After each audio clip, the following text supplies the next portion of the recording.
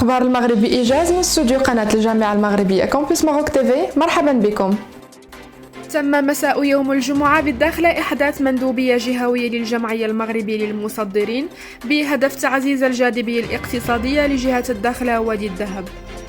وتم في هذا الصدد تعيين السيد حسن ينجا مندوبا جهويا للجمعية المغربية للمصدرين من أجل مواكبة الدينامية التي تعرفها الجهة في مختلف القطاعات الإنتاجية والمشاريع الهيكلية الكبرى في الجهة كالمناطق اللوجستيكية والطاقات المتجددة، وكذا مشروع ربط مدينة الداخلة بالشبكة الوطني للكهرباء وميناء الداخلة الأطلسي ومشروع سقي 5000 هكتار بالداخلة عبر تحلية مياه البحر.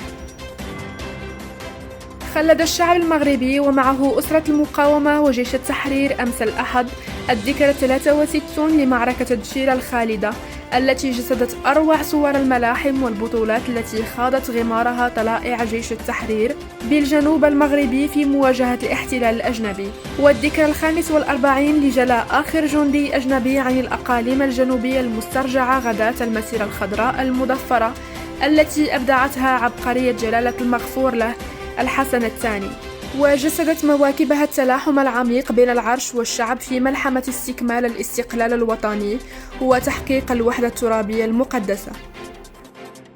وجهت شخصيات مرموقة حول العالم من بينهم قادة سياسيون ومنتخبون من عدة دول وبرلمانات جهوية سابقون وحاليون رسالة إلى الرئيس الأمريكي جو بايدن لدعم قرار الولايات المتحدة الأمريكية القاضي بالاعتراف بالسيادة التامة والكاملة للمغرب على صحرائه، مؤكدين أن المبادرة المغربية للحكم الذاتي تمثل الحل الوحيد والدائم لهذا النزاع المفتعل. وقد تمكنت هذه الدعوة من جمع 250 موقعاً في ظرف وجيز ينحدرون من 25 بلداً من كافة أنحاء العالم. أكد وزير الشؤون الخارجية والتعاون الإفريقي والمغاربة المقيمين بالخارج السيد ناصر بوريطة يومه الجمعة بالرباط أن المغرب يعتبر التسريع بتشكيل الحكومة المؤقتة في ليبيا عنصراً أساسياً لتدبير المرحلة الانتقالية. وأضاف بوريطة خلال ندوة صحفية عقب مباحثته مع رئيس مجلس النواب الليبي عقيل صالح أن المملكة المغربية ترى كذلك في إخراج هذه الحكومة المؤقتة في الآجال ووفقاً للمساطر عنصراً أساسياً لتوضيح الرؤية حول المسار السياسي الليبي، مشيراً إلى أن الأساسي هو أن تخرج هذه الحكومة إلى حيز الوجود لتتجاوب أولاً وقبل كل شيء مع انتظارات الليبيين الذين يتطلعون إلى هذه الحكومة أكثر من أي دولة أخرى في المجتمع الدولي.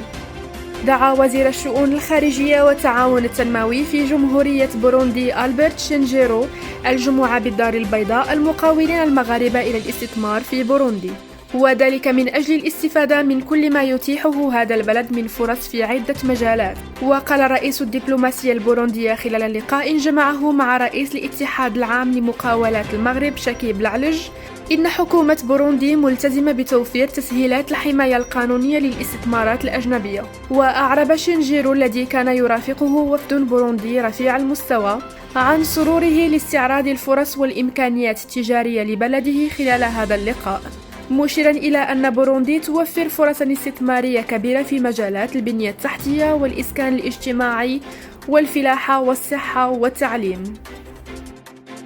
قرر المجلس الجهوي لجهة الداخلة وادي الذهب عقد جلسته العادية لشهر مارس الجاري بمعبر القرقرات، ويتضمن جدول أعمال المجلس النظر في مشاريع اتفاقيات وبرامج للتنمية الإقليمية المتعلقة بشكل خاص بالقطاعات الاجتماعية والاقتصادية والثقافية. كما يناقش أعضاء المجلس وفقا لبلاغ عقود برنامج بين الدولة وجهة الداخلة وادي الذهب والمتعلقة بتنفيذ المشاريع ذات الأولوية في برنامج التنمية الجهوية 2020-2022 وإنشاء مركز لتعليم المهن وبناء مركزين صحيين بالداخلة. زار وزير الصحة السيد خالد أيت طالب يومه الجمعة مراكز صحية بأقاليم قرسيف وتوريرت والناظور وبركان ووجدة، في إطار تتبع سير الحملة الوطنية للتلقيح ضد كوفيد-19.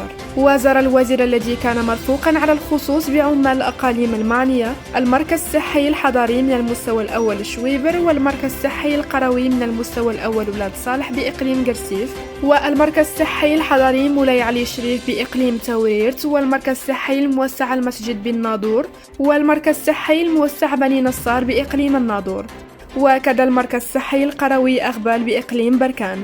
كما زار أيضا الطالب المركز الصحي الحضري الفتح ومحطة التلقيح التقدم بوجدة، مرفوقا بوالي جهة الشرق عامل عمالة وجدة أنقاد معاد الجامعي ووفد هام. وفي التصريح للصحافة عقب هذه الزيارات، أفاد أيت الطالب بأن هذه الزيارات تهدف إلى الاطلاع على سير الحملة الوطنية للتلقيح ضد كوفيد-19 على مستوى جهة الشرق، مبرزا الانخراط القوي للمواطنين في هذه الحملة. نهاية الموجز، إلى الغد.